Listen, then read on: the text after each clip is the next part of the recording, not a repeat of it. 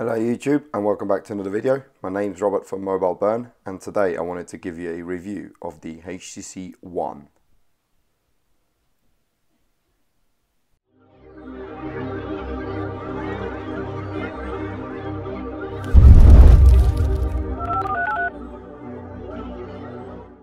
So first of all, let's have a look around the hardware of the device and the button placements.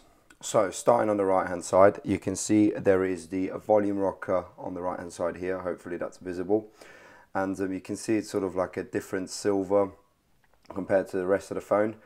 And you can easily see it here. It's not as raised as other buttons before on other handsets. For example, at the Xperia Z, it has a nice raised volume rocker, whereas this is sort of very flush to the device. You can still feel it, you know where it is, but it's not as raised as other buttons before.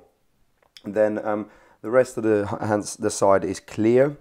Then looking at the bottom, you can see there's the micro USB charging port and a microphone. And what you can see here is that the port is actually off center, which is a really nice feature because it's really handy when you're, for example, holding the phone. And I tend to hold my phone like that sometimes.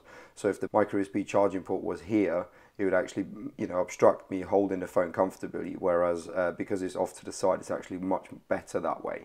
The only problem you'll get is if you have sort of generic docks that already have a micro USB charger or sort of charging port coming out, then it's going to be a little bit awkward because I do have one of those.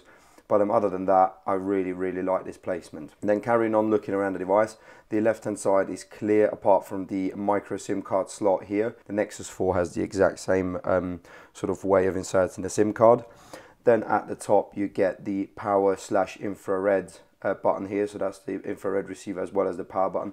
And again, there isn't much height to it, but you know where it is, but it's just not as big as you may be used to.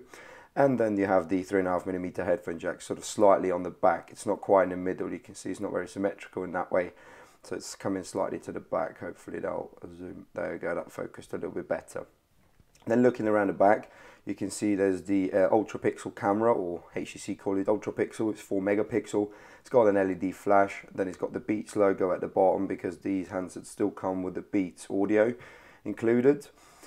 Then the front, it has the front-facing 2.1 megapixel camera and then the sensors. And then underneath the speaker grill here is a LED. And then there is another speaker grill at the bottom.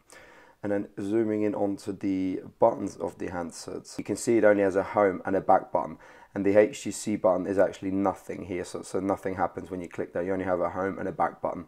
Then talking a little bit about the sort of internal specs of the device, it has a Snapdragon S600 processor with 2 GB of RAM, and that's a quad-core processor clocked at 1.7 GHz.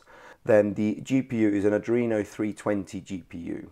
The display is a 4.7-inch 1080p display, so it's 1920 by 1080. It does have no software buttons or soft buttons. It has only the hardware buttons at the bottom you just saw earlier.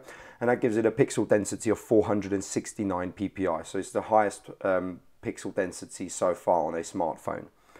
Storage, it comes in 32 and 64 GB configuration. It has no micro SD card slot, so you cannot expand the storage.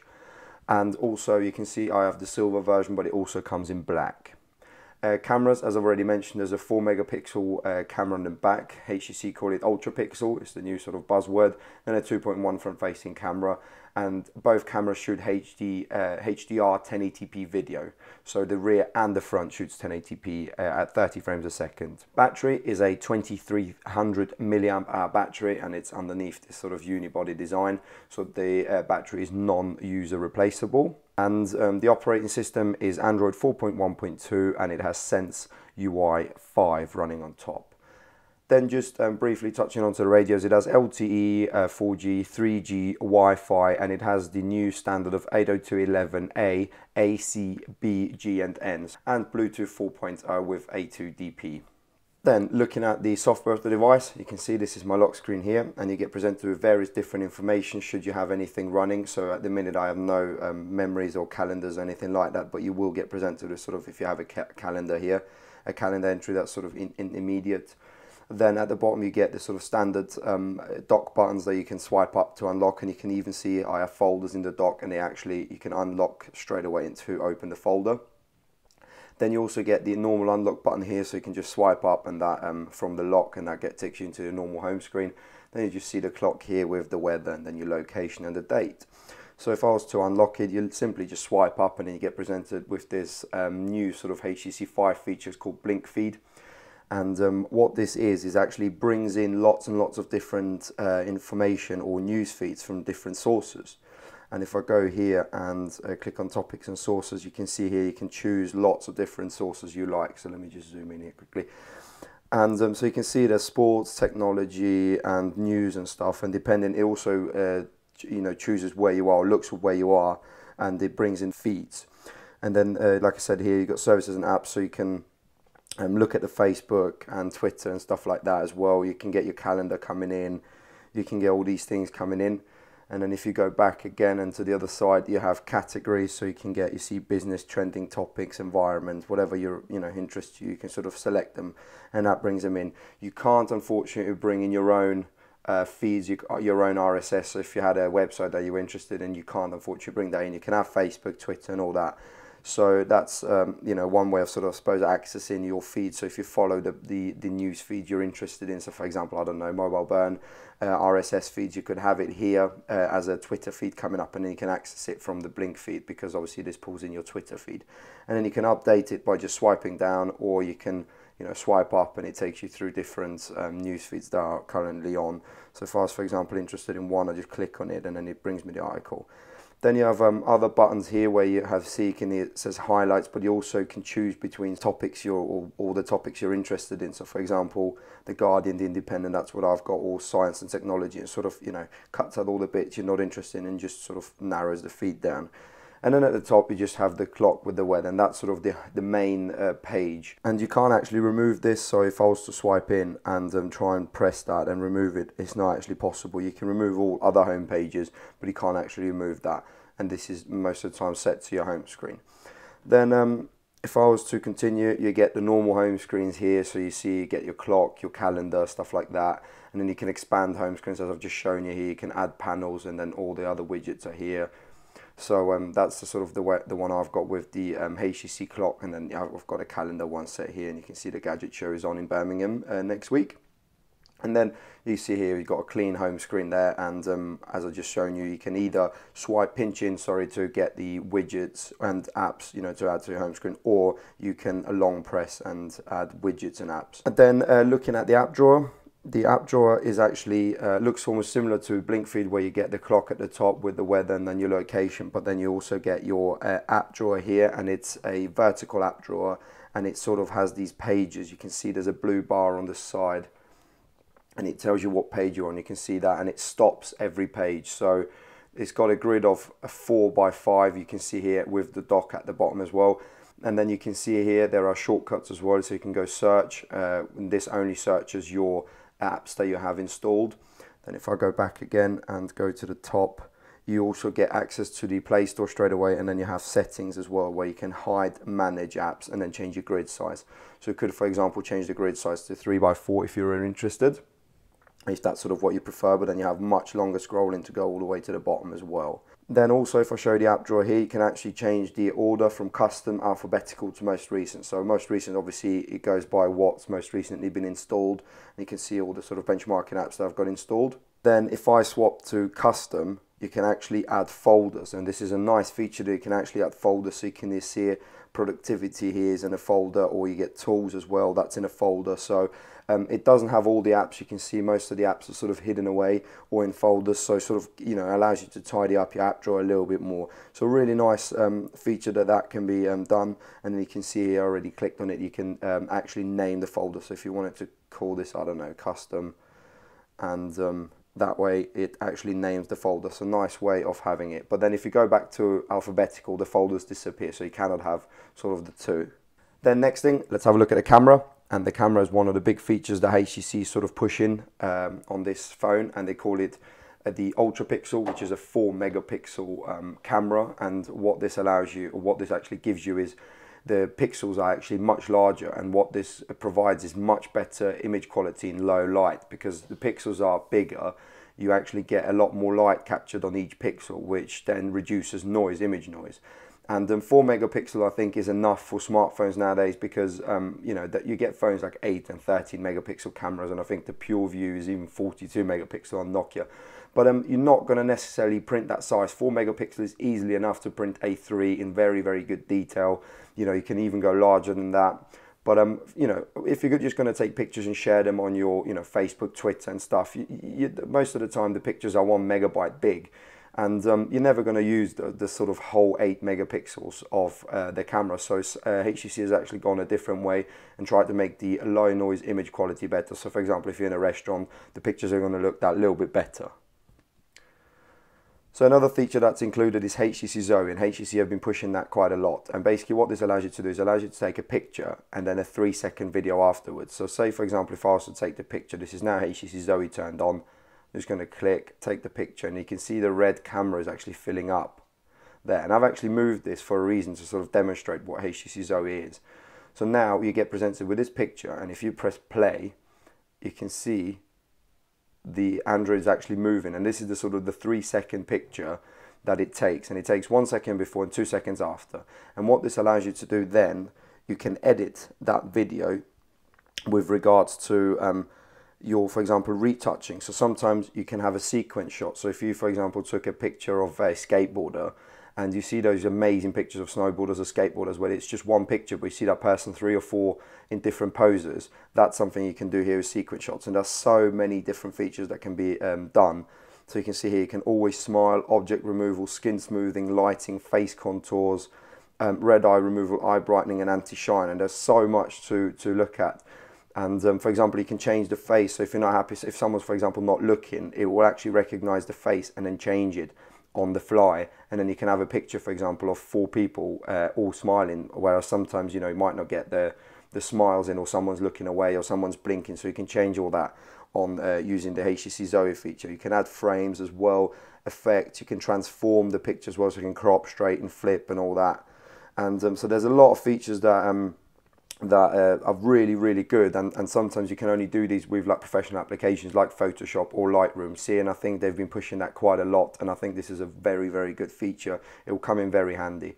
Also, it will allow you in your gallery then to add, for example, days. So for example, if you've been out on a picnic with your girlfriend, I don't know, boyfriend, whatever you've got, and you've taken lots of these HTC Zoe pictures, you'll actually combine them into like one video, and it will sort of show you these animated pictures. So really, really good feature there. And like I said, the software is really, really excellent in terms of, you know, changing the faces and changing, you know, removing objects and stuff like that. So you know, do go check it out properly, because if I was to do a whole video on this, I mean, it would take a whole video basically for about an hour to go through each individual picture. But you know, really, really, really good picture quality and really good feature there. So HTC has actually removed one button from the bottom here. You can see there's only a back and a home button, and the multitasking button's gone like it was on the HTC ONE X. And now, how to access multitasking, you actually have to double tap the home button, and that takes you into the multitasking. And then you can see here sort of a 3x3 grid, and then to get rid of apps, you just swipe them up, and that actually gets rid of all the apps that you don't want to have open running in the background. So nice that way. And then searching, you long press the home button, and that actually takes you into your Google Now feed. So that's a really good way of accessing the search here, or the multitasking. I would have preferred another button here, but you know, that's just HTC's sort of way of doing it. And maybe, you know, there will be a developer out once, you know, you can root this and install a custom ROM that sort of, I don't know, has the back button, long press back button will be a menu or something like that. Because sometimes the menu button appears at the bottom as a soft key, and sometimes it appears at the top. And because the phone's quite large, it's actually difficult to reach up with your thumb. If it's down here, it's not a problem, but there are apps where the button's actually at the top, like the Play Store, for example. So if I show you that quickly there, you can see the Play Store, the menu buttons here, whereas there are, like I said, there are other apps where the button's actually down the bottom here. Now, looking at the keyboard, I've actually opened HTC's Tasks app, and the keyboard's quite small for my liking. The Swift key is actually a little bit bigger if you have it set to the largest size, but it's more than adequate for people with smaller hands. I actually have quite large hands, so I do tend to struggle typing on these.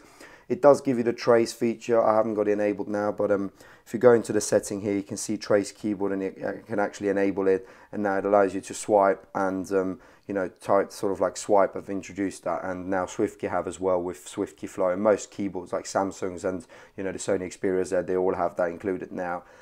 You also get multi-language, so you can see here I have English, and then as soon as you change it, you can click it. Sorry, you can change it to different languages like German, like Polish, whatever you've got set up.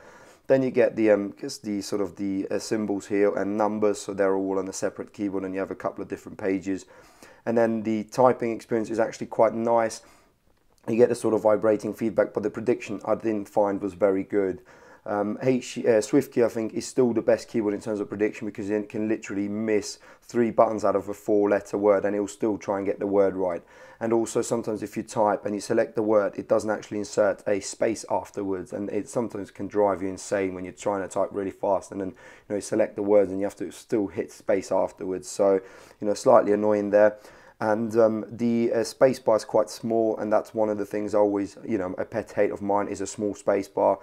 I'd rather the other buttons would be smaller, like the shift key or the enter key, rather than the space bar, because like I said, I have quite large hands, so I find it quite difficult to press the space bar, because I sometimes hit the comma key or the voice key here, or the full stop. It's got on top of this, the full stop, so you can see that. There's the full stop, the voice key, and then you have the comma and the settings key. So I do find it annoying, but you get the trace as well. So see, there you go, if I was to select that, and there you go, that's the trace as well. You can see select it like that, but sometimes if you say here, it's a long way to travel to the space bar, and sometimes you like to tap the word here, and then like I said, it doesn't insert a space. So I think, you know, HTC could do, but by just inserting a space, so you can, you know, you don't have to go back to the space bar after you've inserted the word. That's just something I've found, and I've been trying to use this keyboard for as long as possible. I don't actually have another one installed on here, because I tried to give you as accurate a feedback as I could. Then the display on this device, I found the accuracy to be really good, and the color reproduction really good. The viewing angles are not too bad. You can see here, you can still see that what time it is, and it might be difficult to see this on the screen, but it is a really good quality device.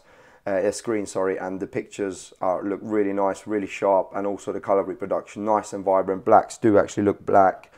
And yeah, really good screen. It's the SLCD 3, so it's another step up from the SLCD 2 the HTC ONE X had. So this is another improved device, and the colors do really look good. Then battery life. HTC have been notorious for having really bad battery life, but this device has actually really impressed me. I unplugged the phone yesterday, I think at 8 o'clock in the morning, and plugged it back in at about 12, and I still had about 45% left, and that was about 2.5 hours of screen on time. So really impressive battery life for a 1080p screen. You know, I have used it heavily. I've had Wi-Fi, and I didn't even realize I had Bluetooth on for most of the day, and I was, you know, not in my car. And I also had Bluetooth on while driving, and had made a couple of phone calls. And, you know, like I said, 48% at the end of the day with my usage is, you know, a lot. Especially this being my daily driver now. This isn't just, I've actually managed to get this, you know, using it properly, rather than just being a review unit and sort of playing with it occasionally. So, you know, 48% after that long a day is really impressive. So battery life, you know, thumbs up there for HTC for including a really good battery and making software a little bit better to, you know, last you comfortably through a day. I don't know what it's like on 4G. I haven't used it on 4G, unfortunately, because this was sent to me from EE. So thank you very much to EE. I sort of forgot to mention that at the start, but you know, EE are the UK's currently only 4G network. I know Vodafone and 3 are talking about it, but EE are the only ones. But like I said, I don't live in a 4G area. I have been to a place where there is LTE, but I haven't been there long enough. I've sort of just driven through the place where there was LTE and 4G in the UK, and I haven't been able to test it. But you know, battery-wise, I'm sure it'll go down slightly if you're using 4G. But on 3G, it's more than adequate. It's more than a day's worth of usage. Then some things I found that were a little bit iffy, or some things that sort of slightly annoyed me with the phone, or, you know, I found slightly weird. 2D gaming performance is really bad. I play this game called Stick Tennis, and it's only a sort of a basic 2D tennis game, and it seems to stutter playing 2D games. I really don't know why, but it does have problems. 3D gaming, no problem. I've played Real Racing and Riptide, and there was no stuttering, no lag whatsoever. And 2D gaming, a little bit weird. I don't know. I really don't know why this was like that. Maybe it's just because this is a review unit and it's been used. I don't know. But you wouldn't expect it to do, you know, to start on 2D gaming. But you do occasionally get the sort of lag and slowdown playing stick tennis. But you might want to try it and maybe put in the comments down below what your experiences are with 2D, whether you agree or whether it's just my unit. But I found it to be a bit funny. Then one thing I've noticed as well is, I don't know if this is just my review unit, but the power save mode. If you enable the power save mode, you can see here, swiping down from the notification, you can actually enable that. And that disables when the phone is turned off. That actually disables data, and it sort of, you know, it preserves battery. But what I found is data would not turn back on. So this was a really weird one.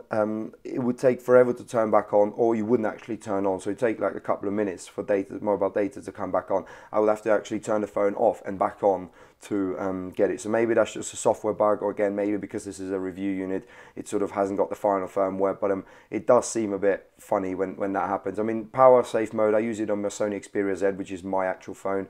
All the time, and the data comes on straight away, and it actually does prolong battery life. But on this, I don't know why, you know, it's sort of come out a little bit funny where, you know, the power save mode sometimes doesn't turn on mobile data. What I find is the buttons don't seem to be responsive unless you literally bang on top of the button. So sometimes if you're sort of using it and then you're not looking and you try and press the button, and you see here, I sort of try and hit the home button, but for some reason it connects with a dock, and then, you know, I don't know if this is just me, if this is, like I said, just my review unit, but you can see here, I go into the app drawer here and I try and hit the button, and sometimes it took me 1 or 2 presses, and maybe that's just because I'm not being careful in pressing it. But the sort of Samsung buttons, when you use the HTC Samsung Galaxy S3, if you click it, it actually shows up the menu even if you're not quite on it, whereas this, I do find it's very temperamental and need to be bang on the button, otherwise you won't do it, and you might need a second, you know, press to do it. But build quality wise, you can see it's got a metal construction front and back, and then glass on the front, and then the side is a little bit, there's a plastic here, the white bit in between is plastic.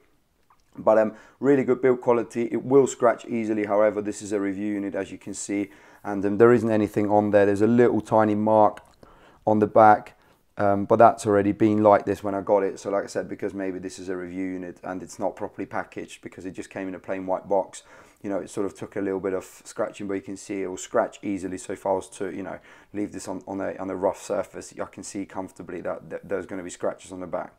The lens is not very protected. Here you can see it sort of actually slightly protrudes. So you know, it would be worth putting a case on it just to protect you, just sort of protect the camera lens and stop it from scratching. The front's Gorilla Glass anyway, so you shouldn't have too many problems, but maybe just the top as well. You know, something that might cover the top or might give you a little bit of a lip, so you can actually place it face down. Overall, very impressed with the device. I do actually use this more for browsing than I use my computer because of the screen resolution this has. And sometimes I just tend to sit on my phone and use it. So overall, very impressed with the device. I've been using it for 5 days non-stop, so I've got plenty of experience, you know, using this. This isn't like just a review unit that I've got lying around and I'll play occasionally with. I've actually had this in my pocket for 5 days and properly used it on a daily basis. So I hope you enjoyed this video. If you have, please give it a thumbs up. Feel free to subscribe to the channel for more content like this. If you have any comments, queries, please leave them down below, and I hope to see you in my next video.